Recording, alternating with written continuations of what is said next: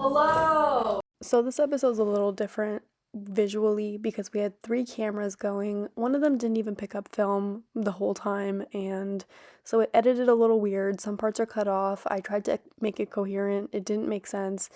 And so it is what it is. Please enjoy the episode. Am I supposed to? Okay. Hello, and welcome to another episode of the I Hate Cooking Show. I'm here today with Marklyn, also known as Mr. Direct. It's not Marklyn Plains. Is it not? That's already going. No, I named myself after my town to piss people off. My last name is actually Johnson. Okay. Everybody does that. That's why it's funny. Everybody this is so does it. genderqueer of you. Why is it genderqueer of me? It's not my name. Changing your name around to piss people off. That's so genderqueer. It worked. It pisses people off. It works. Yes.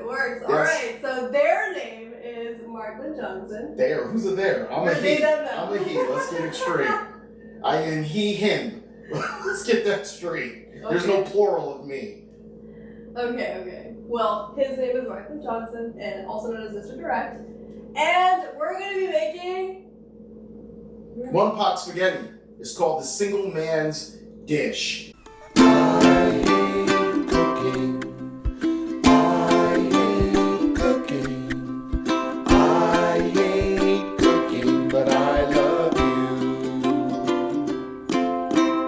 Single and you're a male and you want to know something you can make quick that'll last you for 3 or 4 days, it's called one pot spaghetti. We put all the ingredients in one pot and there you go.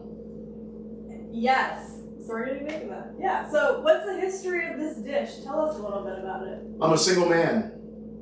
Don't have anybody cooking for me. No, that's not a plug to get. No, that's not a plug for the fellas either. That's no, hell no. There's no plug for the fellas. I don't get down like that. I like women, trust me.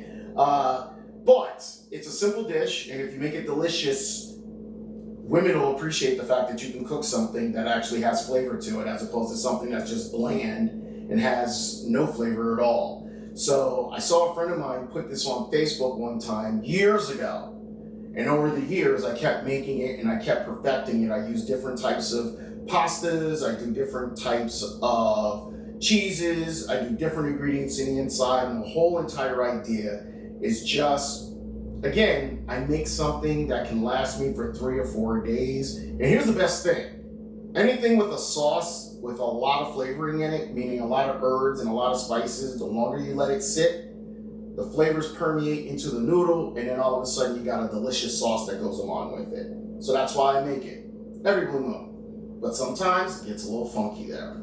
How so? If you don't have the right ingredients, we forgot bell peppers. I'll blame me. It's not her fault. I forgot to tell her to pick up bell peppers, but you can still make it. Sometimes people get a little frisky and decide that I'm going to try and make it like my grandma's or Nona's authentic sauce. No, this is not authentic sauce. I'm actually using store brand stuff, but I'm also punching it up with a little bit of chicken broth. I'll use some bouillons, I'll use the onions, I'll use garlic, and I'll use oregano, basil, and I'll use different ingredients to get the flavor palette up. Now, for those of you that are going to say he's using a lot of technical terms, I went to cooking school at one point, which again, most creative people have done all types of crazy shit. Am I allowed to curse? Yeah. All people that are in comedy or anything have all done crazy things that are based around being creative. I used to watch cooking school shows, and I'm stumbling on my words. I don't know. You're making me nervous because you're taller than me. Because you're taller than me. That's what it is. Even without the shoes, you're still taller.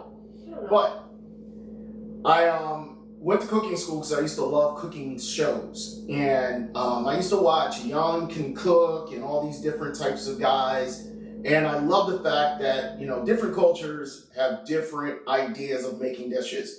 I actually tell a joke as well that says, and here's the joke, every culture has a hot pocket. For instance, you're Indian, correct? Which area of Indian are you? Gujarat. Okay, where is that in the... It's like next to Pakistan. Okay, so you're near Pakistan. We have samosas. Pakistan and India have meat pockets, but there's different things in ingredients according to the regions they're in. Yeah, we don't really eat meat, but you know what I mean. We have samosas. Okay, so even if you don't have that, you have a pocket that you can put vegetables in, right? Like veggie, like dough, and then it's you a put samosa. Well, no, we call it a meat pocket. Oh. It's the same thing. Yeah. It's just that you're putting veggies in it instead of that. Yeah. Well, there you go. So every culture has some, and I have a joke about that too. See, it's multicultural. So the idea is we're making a dish that anybody can make. You can change it around if you want to change it around for your culture. So you don't eat meat. So I eat a little bit of meat. Okay, but if you didn't want to, you can replace it with tofu. Yeah. Right? Now, tofu and pasta go together? Not really. So you could get rid of the whole entire... Yeah, it's like soggy. It gets soggy. So Beyond meat, though. Well, see... That's good. But that's salty. Yeah, because you don't take care of yourself. Well, it has nothing to do with taking care of myself. I'm 53 years old and I'm black. I am predispositioned to get hypertension and high blood pressure quickly, and if she keeps cracking jokes, she's gonna throw my blood pressure through the roof. Let's just be honest. So here's the deal. Here's our ingredients that we're gonna be using today. We're using roasted garlic, which I'm gonna actually punch up with another thing of garlic, which I have in my fridge. We're gonna be using adobo to season the meat, along with a little bit of salt and a little bit of seasoned pepper. We're gonna use 2 onions. We're gonna use a white onion. This is a Spanish onion, right? She doesn't even know. She just picked it up. You could. This is really white to me. This is what you got for a red onion. You got the smallest fucking red onion possible. I want y'all to notice the difference of onions here. One. I purchased it, and then I took this. So you do what a lot of black people do. You said take one, pay one, take one, pay one. She's a thief. She was like, I'm paying for that. But I'm gonna put this in my pocket. But I did steal. From You stole it from your parents? Which one did you steal? That one. From your parents? That doesn't count. I thought you went into Acme and actually stole it took one. Okay, but you see the difference. Mm-hmm. We should have gotten another one the same size. Yeah. Because you want the flavor palette to be the same. Yeah. And sometimes one can overwhelm the other. Yeah. Doesn't make a difference. We got 2 onions. Lovely. We also have chicken stock. Now, some people are going to say, why do I have chicken stock? It's because you want to create a base flavor that actually you don't need 20 million pieces of seasoning in. Instead, you'll just be able to use specifically between this, the regular sauce, a little bit of adobo. You won't have to season it that much. And because I really love to absolutely... First of all, no black person goes around without having Lowry seasoning salt. If you've worked with another black guy or comic, I'm pretty sure you've seen this in their cabinet. I've worked with them, but I've never seen it. You've never seen it? Okay, if you're black, you got Lowry seasoning salt. It's Lowry seasoning salt. And I also have seasoned pepper. I also have... You think this is cause your high blood pressure? No, I don't eat tons of that. See, she's trying to be smart. She's trying to show her education. I also have chicken bouillon cubes, which adds another depth to the flavor. The idea is to make this as delicious as possible. So as it sits around for a day, like if you say, okay, I eat it today, but I'm not going to eat it. Now, the best way to make it, to be honest with you, is you make it and you let it sit for like a day or 2. Oh, okay. And then all of a sudden the flavors have come together. So sometimes what I'll do, I'll make the sauce, and then I'll get creative, and what I'll do is I'll make a lasagna. So the sauce has been sitting around for 3 or 4 days, so now all the flavors have melded together. So then you make a lasagna, which the lasagna part with the ricotta and everything, it's a lot easier. It makes it easier to make it because you make the no boil shells. In lasagna, they have no boil shells. You don't have to boil them. Oh, wow. You can just put them on. You can buy that. You can buy them. You put the sauce on top. So the sauce, all of it together, and next thing you know, you got a really good, delicious lasagna. Tip that you didn't know. So there you go. So those are the ingredients. Also, what I use, 100% grass-fed beef. I got 1 pound of that. And my other ingredient is, which I got to get rid of, is my meatloaf mix. So we're going to combine these together because I like it. Well, here's the problem. You don't need meat. Meatloaf mix. It's got pork and other stuff in it. Okay. You got it? Yeah. Cool. So it's got pork, it's got beef, and it's got turkey. It's a whole farm. Yeah. Oh, sorry. It's beef, pork, and veal. Beef, pork, and veal. So here's the problem I have. Wow. You don't eat meat, and you're going to have to sit here and sample this. And if you get sick on my watch, I'm going to feel bad. But you want to put lots of salt in this thing and fuck up my hypertension. So, well, we're not going to put a lot of salt in it, first of all. So you were able to get fresh oregano, right? Yeah. Cool. It's over there. What? And there's also tomato paste. I made a mistake and told her I needed 16 ounces, and I meant I needed a 6-ounce can. So this is 18 ounces. Yeah. So I've got to open this up. So we're going to see if she can actually open up this can without hurting herself. I can. I don't believe she can.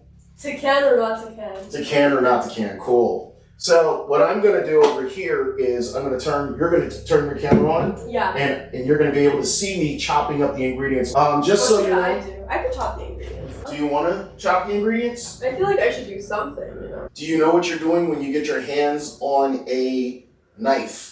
Of course. Are you sure? So disrespectful. Very disrespectful. I don't know. So what size? Diced? You're gonna dice them up. Okay. And you're gonna dice them up small. Okay. Sounds good. Not really fine, but small enough. Okay? Okay. What I'm gonna do over here, because we want to taste the onion when we in it. Pull your shirt down because you're starting to come up on the side just so you see it. I don't want you to burn your skin. So instead of me doing it here, I'm going to do it over here because I don't want you to get burned. So guys, make sure you get yourself, I don't know what they call this. I guess this is a saucepan. This is what we're making it in. Steel saucepan. We're going to use this. Boom. Turn the heat on. Every black person has a thing of chicken fat or pork fat that's grease that sits on their counter. And you pour a little bit into the pan. Cooking oil? It's not cooking oil. It's like bacon fat that I rendered down. So, again, I feel bad because you can't eat. Don't feel bad. I'm going to eat a little bit. And then when she gets sick, she's going to blame me. I will. What made you come up with I was always wondering, why did you come up with the I hate cooking thing? Because I hate cooking. Also, my kitchen in my previous apartment was perfect for a cooking show, so... It was what? My kitchen in my previous apartment was perfectly designed for a cooking show, so I decided to make one, but I wanted it to be ironic. But now, yeah. So you hated cooking, but Yeah. you thought it'd be cool to just make that work. Yeah, like, I also studied food, but in, like, sociological perspective and, like, a bioanthropological perspective. So I view food differently. I view it in terms of, like, community and stuff like that. So you view food as a community thing? And also in terms of policies. Okay. So I like to approach it differently. But yeah, anyway, so you went to cooking school. Yes, I went to, so when I graduated high school, I was a lost child. Which, funny, I'm still a lost child. And my dad kind of, he was an educator, he kind of gave me no choice. He was like, you need to do something. And I didn't know what I was going to do. And I was watching cooking channels all the time. I loved, watching all the different channels. And this is really right around when cooking channels started becoming a thing. And Channel 13, which is PBS, and they had this guy on there, this Asian guy, and his name was Jan. Jan Can Cook. And he had a very interesting show. So I said, I'll go to cooking school, because I didn't think, listen, I've been cooking all these years, like, on my own. I can make eggs, but I didn't think there was much to it, because when you watch it, when you watch cooking shows, it doesn't look complicated. Yeah, make it seem simple. They make everything in a cooking show looks very simple. And when you know it's simple, you're like, oh, I can do that. And it's the way that we do comedy. We say with comedy, we're like, we make it look simple because we do it so much. And we keep forgetting we do it so much, that's why it looks simple. And when people go online and they're like, I can do that, and then when they can't do it, they're like, why isn't it working? And it's like, it's not working because we do a lot of shit to it. Put those, you can reach up in there and put those in a bowl. Okay. 2 separate ones? Just one bowl. It's an onion. Okay. So what's going on in comedy for you? I'm launching a tour called the Have You Met Me Yet tour. And my first stop on it is May 14th in Charlotte, North Carolina at Triple C Brewery. Okay. So I will, it's me, Steph K, Leah Lynn, and Tyrone McLaurin. Beautiful. And the idea is, and I got this from Kevin Hart, Pat Williams, and all these different comics. The idea is no one's gonna, all of us comics that get into this, if you ever watch the TV show now on Netflix that says Funny as Fuck, what's going on? Can you do me a favor, close out? Thank you. If you watch it, it's all about them looking for their big break, right? And you got guys that have been, I've been doing this for 5 years. You got people that have been doing it for 14 years. We're, as comics, we're always looking for our big break. But if you talk to a lot of the comics that made it, they're like, I made my break. I put myself on tour. I put the work in. I've been producing shows since right before the pandemic. I was having a conversation with somebody, and I say, I'm not the most polite friend you'll ever meet. I'm kind of like off the cuff rude, but in a lovable way. Like I'm the lovable idiot that's not saying things to offend you. I'm just matter of fact when I say it. So I had this saying that I say to my friends all the time. I say, have you met me? When I say something that catches them off guard, I go, have you met me? And then they say, dude, of course I have. And I'm like, that's a good name for a comedy tour because most of these people haven't met me. So they don't know who I am, but that's how you build a name. You get on the road, you face your fears, and one of the things about comedy, you face your fears. What makes comedy difficult? There's a multitude of levels. You don't drink, do you? And rarely. Huh? Well, for the most part, no, but rarely. I sometimes do, yeah. But not often. Yes or no? Sometimes. But right now, I'm not going to drink. Are you drinking? I was going to get a beer if you wanted a beer. Oh, sure, I'll have a beer. It's yes or no. Come on. I don't know. So, there's a multitude levels of comedy that makes it hard. Wait, cheers. The one thing that makes comedy hard, cheers. The one thing that makes comedy hard that a lot of people don't talk about is, ooh, that's actually good. I don't drink a lot. When you get into the scene, most people are trying to be somebody they're not because they're trying to find their voice. But when you start doing comedy in general, when you start going to the different clubs, and I'm pretty sure you've seen this, every club has their own style that they love. Yeah. Every club, and then they have this is the type we're looking for. I like to tell jokes, but I also like to do I'm very into the whole, there's a little bit of a story behind what you're saying. So there's jokes, but there's stories behind it, right? And if you know New York City or a lot of places, they do set up punch, set up punch, set up punch, which is great because if you want to be that next level, yes, but if you think about all the guys that we love, that we watch, they all have stories that they're telling us with the setup and punch on the inside of it. That's true. I love to tell the stories. I love engaging people. I have fun doing it, and I suck at writing. I hate to say it out loud because they say what you say out loud is going to hurt you or whatever. I suck at writing. I'm very good at coming up with a premise. So just before you got here, I came over with a premise. I made friends with a girl in comedy, and everything was cool until I found out that she dips everything in mayonnaise. And like, what kind of animal are you? That like even French fries, she's sitting there dipping them down. That's gross. And I'm like, who does that? Like, what kind of animal? Like, she even carries around her own personal thing of mayonnaise. I'm like, what if it's hot? That thing's gonna be disgusting, but she's pulling it out. And I'm like, where do you even tell me you put mayonnaise on a hot dog? But I will eat mayo on egg salad. I'll eat mayo in tuna. Potato salad. Yeah, but you also gotta mix it. How'd you get here? Is this a premise? Yeah, well, it is. So I'm telling you my comedy style. My comedy style is basically off of that. Like, yeah, you ever go to somebody's house and they make a dish and it's not the way that you eat it, and then you're looking at it and you're like, I'm not gonna touch that. And they're like, this is potato salad.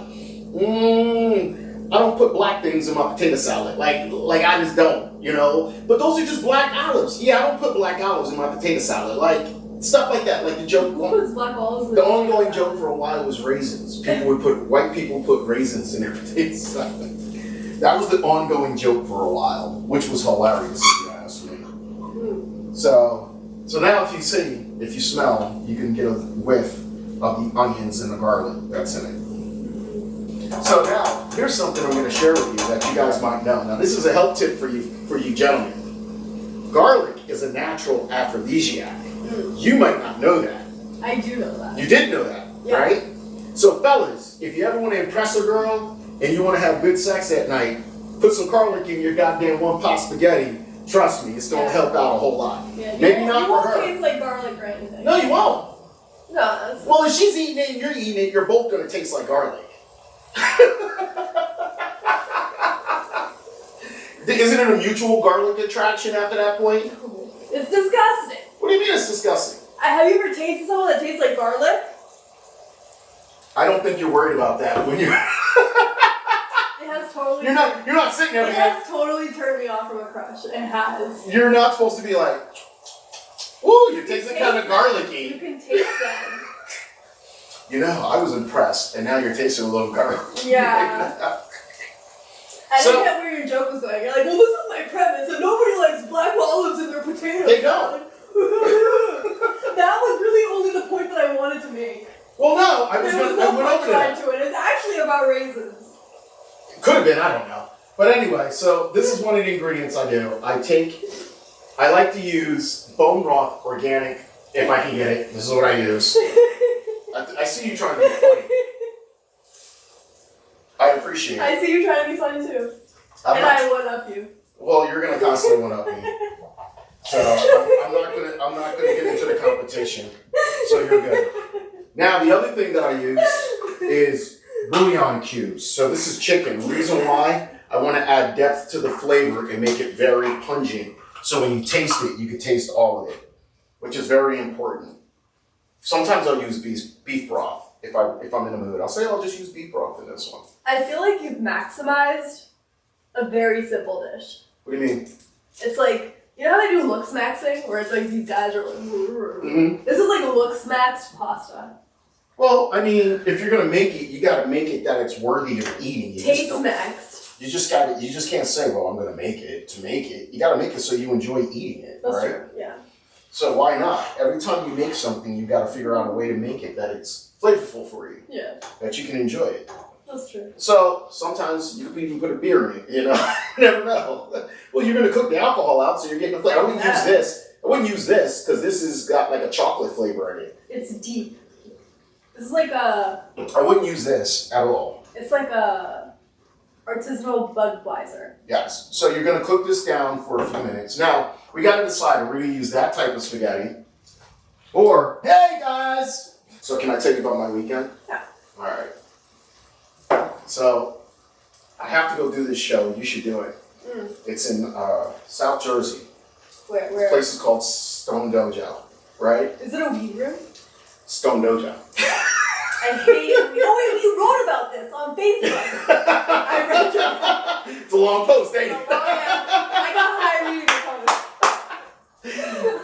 So here's the thing. I'm a writer, but I hate writing. Yeah. That's the problem. I can tell. No. I get that. So long story short, where I go down to the Stone Dojo, I get there early. I get there like 6:15. Show, people sitting at 7. Show doesn't start till 8 o'clock, 8:15ish, right? Because weed heads, we're gonna start late. Yeah. So we're in there, and I walk in. The lady offers me weed, and I'm like, yo, I don't. She goes, you don't smoke, do you? I was like, no, I don't smoke. You know this. She goes, oh, okay. So I sit down, and I'm inhaling some of the weed. I'm totally inhaling some of the weed. Like, I'm like, fuck. 7 o'clock, I got a buzz. And I can tell I'm high. 7:45, I'm like, fuck, I'm high. So the other thing we do is not a full can, I'm gonna use 2 scoops of this, but tomato paste. So we're gonna put tomato paste in.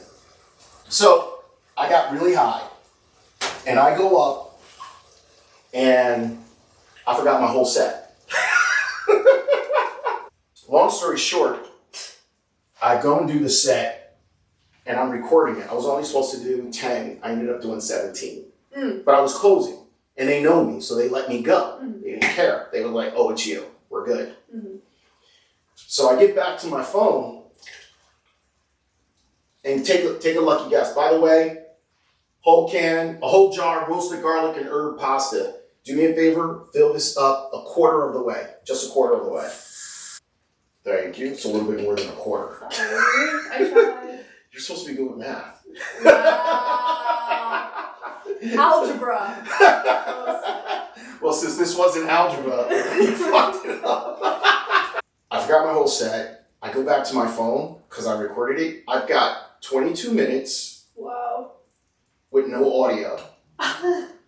The reason why I'm pissed, I had 3 laugh breaks. Have you ever had a laugh break yet? Well, not the applause break. Or like, ha ha. The laugh break is so intense that you gotta stop and let the room breathe. I stop on those laughs. Yeah, you can't. You gotta let those laughs sit. And I had 3 hard laugh breaks because I had hit so hard. That's fucking awesome. Because I was high as fuck. I'm so jealous. Stop. And I had no audio. Shirley, that makes me jealous. So I go back and I listen. I have no fucking audio. I am beyond pissed. Wait, how'd you get it though? How'd you get it? I didn't. I have no audio. Oh. I've got a 22-minute video that I got to delete off my phone with no audio. None. That sucks. So, long story short, give me those, please. Yeah. Just in. Thank you. Might have to put a little bit more in, but that's fine. Should I get more? Yeah, I got more up here. We'll combine them. Sure. So we're gonna let this sit for 20 minutes. We have all the ingredients together already. So we're just gonna let it sit, let it collect. So, long story short, I had a show that night. So it was in Queens at Smoke Pit Barbecue. I performed there before. It's an all-black crowd. So I'm high as fuck. I go in. He gives me 10 minutes. I'm killing. I got a little bit of a lull in the middle, but I'm fucking murdering him. Not laugh breaks, no. Not laugh breaks in the middle, but they're with me. They're with me throughout what I'm doing, right? When I get off, I got a standing ovation. What? I didn't know. So you see where you're at? So you see where you're at? I'm here on stage like this, right? And I see him come, so I'm like, ooh, must be my time to go. So you know like how we are in New York. When you see the motherfucker, wrap your shit up and go, right? So I'm like this, and I'm like, I tell my joke and I walk away, and I actually had more, right? He didn't like me, I just saw him, and in my brain I was like, oh, he must be telling me, because he came in, he's the host. So I told my joke and got off, and I walked away. And he goes, and he looked, and guys, you can hear it. They were like, oh, like this. And then I go outside, I'm all nerves, right? And he goes, dude, did you see the standing ovation you got? And I looked at him, I go, what the fuck? Ready? I go, no, I saw you. I knew I had time, so I got the fuck off. And came outside and he goes, he goes, no, I let you go because you were cooking. Mm-hmm. I didn't know. He literally said to me, I had a standing ovation when I walked off. So I had a really good weekend. Oh, you're killing it. What? But I hate this. I'm so jealous. Why are you saying this to me? But I'm pissed off because of the Saturday one. Because the applause break to me, the applause didn't come to the end. The standing, whatever, the guy stood up and applauded me, cool. It was the laugh breaks. Nothing feels better than when you tell a joke so fucking good and everyone in the room is with you and they have to breathe. Because you basically, the expression is, after he went off stage, he left no air in the room. And when you're that good, and I'm not that good, I just had a good night. You're doing it. I had a good night though. That's just called a good night. Twice? I had a good fucking night. That's practice. That's It's practice. comfort. I also see you perform and I know what you're capable of. And I see it, and you do have a really great way of connecting with the audience. In a way that they get addicted. And it's like, we don't want you to go off stage. You know what I mean? Thank you, I appreciate that. I don't know what you're doing though, you know what I mean? Like it's also like, as a comic, as an observer, I don't know what you're doing. Like you're just doing something. I'm like, I do senior homes, which you should do up where you're at. You should connect to the seniors and just do it for now. You make $250 an hour. Oh really? Yeah. You think I have an hour of clean material? You don't have to joke. I can tell. Really? So what I do with them is I do, so you ready? I do comedy, trivia, and karaoke. Oh. So I open up with 10 minutes of crowd work. How do you find How you doing? Just go on, I'll show you. So when you're saying, why am I connecting with them? Well, it's so smooth. It's a comfort. Yes. It's like also like you talk to them, you go into your material, you talk to them. Yes. And I feel like that's the hardest skill to learn. In comedy is like where you draw that boundary and where you drop your material when you go back in. I will tell you this. That's the the toughest reason skill. why. New York City is the college. New York City is the Harvard of comedy. Yeah. You want to learn how to do comedy, you come into New York City, right? In New York City, though, everything is set up in punch. Boom, you got 5 minutes. You got 5, unless you're a headliner, you got 5 minutes. If a guy likes you, hey, I'm going to give you 10 minutes tonight. When you start doing shows on the outskirts of it, you learn that I got to be me, and who am I? A lot of comics want to go on stage and just, this is my shit. Okay, but you got to make your shit so powerful that any audience loves it. Right? Yeah. And if your opening bit is so seclusive that nobody can relate to it, but maybe you, okay, so you're an Indian woman. Yeah. If you tell a joke that only other Indians can relate to, in a room full of white people, they're like, well, yeah, I get what you're saying. Okay, so here's the thing. So it's difficult. Yeah, I get what you're saying. Well, my opener is very it's like everyone connects to it. My opener is very strong, but I think what you do differently that I don't do is you approach it with no pretenses. You're like, this is not about me, this is about you. And I feel like that is how you connect with them really, really well. And so I feel like you have no expectations whenever you do a set. Like, there's no like, oh, I expect this to go really well. Nope. Like, yeah, it's more so like, how can I serve you? I feel like that's your approach. Am I wrong? No, you're right. I try to connect with somebody in the audience, especially if they make eye contact. If when I'm saying something, like if I say put your phones away and I see somebody jump, I'm like, got him. You know what I mean? Yeah. And I could just lean over to them. What I love to do now is, and this is something you might want to try if you're doing crowd work, ask them odd questions. Like what? So I like that. So I'm going to ask you, if you could be an animal in the animal kingdom, what would you be and why? Any animal. I'd be a house cat. Why would you be a house cat? Because I have a cat. you're the crazy. I want her life. You're the crazy Indian. Her life is so good. Yeah, but do you know if you so you do know if you're or a bird. You know if you pass away, you know a cat will eat your face? She would never do that. Yeah, she would. She'd be like, are you okay? I'm just saying. My cat is the only one who checks up on me when I'm not doing well. She's just like there. And I'd also be a bird. I want to be one of those birds that people photograph. You want to be one of the birds that people. So you know what I would say? Like this? I always said I would be an African gray. Because one, it's African. A parrot? A parrot. Because one, it's African, and two, they have a 2,000 word vocabulary. Wow, you'd write jokes. Oh, I'd sit there and talk shit like that. Bitch! Asshole! I bet you would. They had to get They bring up for adoption so quick. I had a lady the other day tell me she'd be a zebra, and she wanted to argue with me about a zebra. She was like, it's zebra. And I was like, it's zebra. And she goes, no, it's zebra. So she's picking an argument with me. Because she's a zebra. Right? And then I'm like, so I go look it up. So now I go look up when people tell me the animals. Not that. It was... Zebras are the most obstinate, pain in the ass animals in the animal kingdom. They're no to animals in general. They also hate each other. They hate each other. They're arrogant, and they're known for killing the offspring's kids and shit. If they wanted to hook up with you, they would kill your kids to hook up with you so they could give you their own kid. Wow. Yeah, zebras are some assholes. So when somebody said that to me, now that I have that knowledge, I would say to them, I was like, oh, so you want to get hooked up with her and kill her kids so you can hook up with her. And I do that for this reason. Now that they have that knowledge, when they go home and look it up, they're going to be like, that motherfucker was right. Mm. It penetrates them and gets them to relate to me more. They're like, okay, so yeah, he's, again, the stage name, Mr. Direct. Mm. I'm joking with you, but there's a lot of substance underneath the joke. You just got to look at it. Of course. So I do that. I do it in a way that's very relatable. That's what I love about comedy. That's exactly why I do comedy. It's like, yeah, let's talk about it, but let's also there shouldn't be any holds barred. But let's have fun while we do it. But the problem is there are holes barred because unfortunately people always want to tell us what we can and can't say. Well, they can go fuck themselves because they're not comics. Whenever people tell you what you can and can't say, they are either not funny or they're not a comedian. They're just in the industry and they want to make money off of you. Okay, I can give you that. Yeah. I will give you this though. Do you realize when the cameras go on, you go on?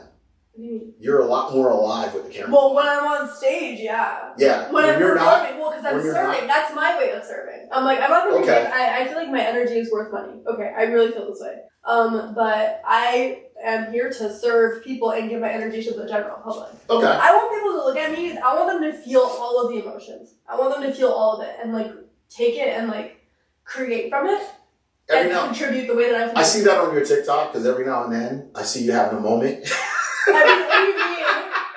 When I have a mental breakdown? Every now and then you're having a moment. You're not calling it a mental breakdown, but I'm watching. I'm like, oh, she's having a moment. Just what like is it? I'm trying to remember the last one, and you're like, because she's just like that. That's what it is. And if you don't like it, it's a shit. I was just I was like, I said what I said. I said what I said, and I said what I said. And if you don't like it, I said what I said.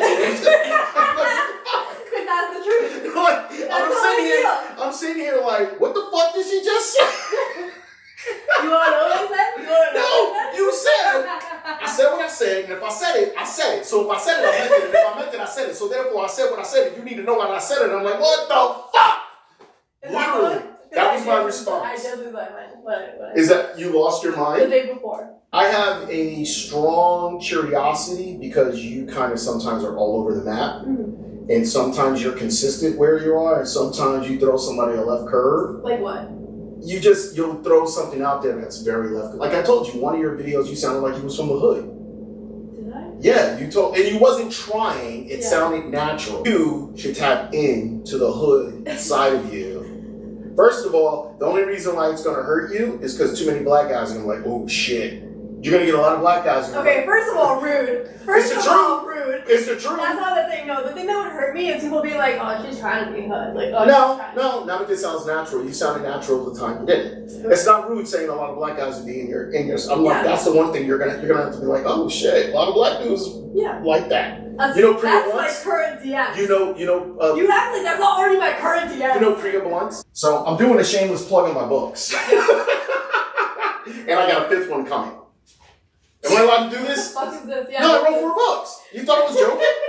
You thought I was joking when I said I wrote 4 books? I believe you. She thought I was joking. I believe you. Oh my god. You're so you thought I was joking. I swear to God, you're not a day over 25. Okay. Now I'm annoying you. I'm so hurt. You are annoying. Okay, what is this, Sam?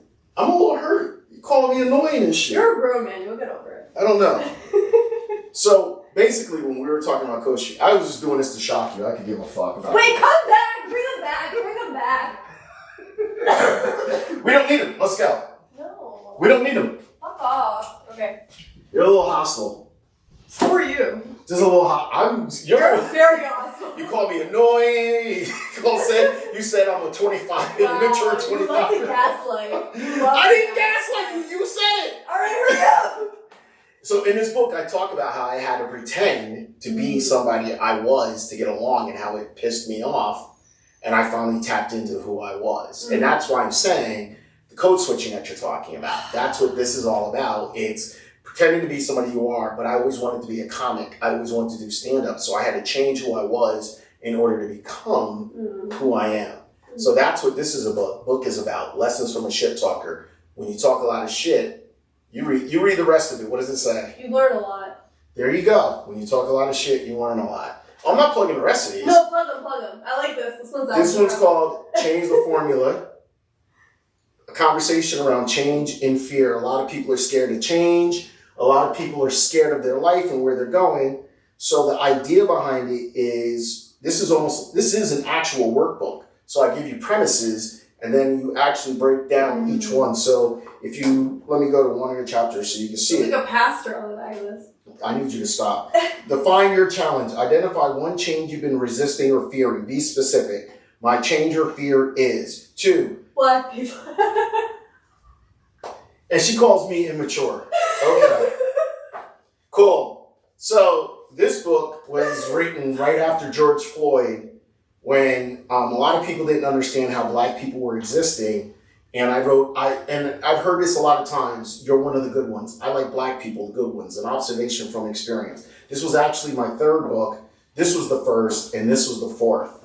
This book, Facebook Conversations, I just basically translated all the weird conversations I was having on Facebook. That people didn't believe me. I believe that you have weird conversations. Yeah, well, not anymore because people are kind of scared to interact because they discovered I wrote a book behind their bullshit, which legally they can't say shit. See what I'm saying? Because I changed everybody's name. So if you're like, I'm embarrassed that I wrote it, I'm like, well, then you need to tell people that you wrote that shit because I changed everybody's name. Wait, I love the pictures on it. Wait. This is hilarious. Look at this. Mood.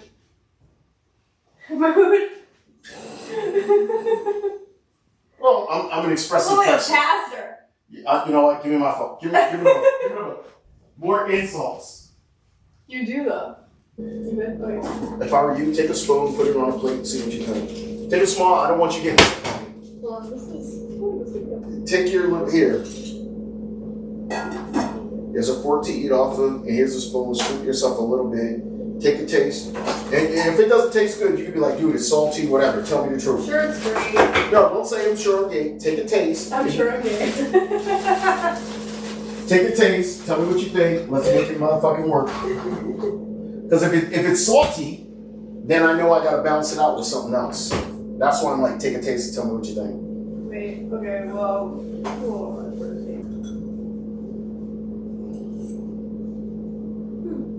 that's good. Yeah. You sure you're not gonna get sick from that one bite? Just for that, I'm gonna send you home with a whole pot. That's all yours. I'm totally shitting with you. You sure you only had like one small bite? Yeah, that's really good. Yeah. It's warm, savory, comforting. Oh yeah, it'll put you on your ass, especially if you're smoking weed. You eat a bowl of this, you're gonna be like, you know what, I'm good. So listen, if you want to find me, you can find me at Mr. Direct, MisterDirect. One word, Mr. Direct. It's on Instagram. If you put it on Facebook, hit search, you'll find it. Now I'm gonna do the ultimate flex. Google my black ass. I am there. Also, you can find me under Marklyn T. Johnson, Marklyn, middle initial T, period, JOHNSON. I am also a motivational public speaker who, listen, if you don't think I'm good, trust me, after you find out what I do, you're going to be like, oh, he kind of good. That's my shit. Thank you. Thank you. Thank you for watching. Bye. I'll see you next episode.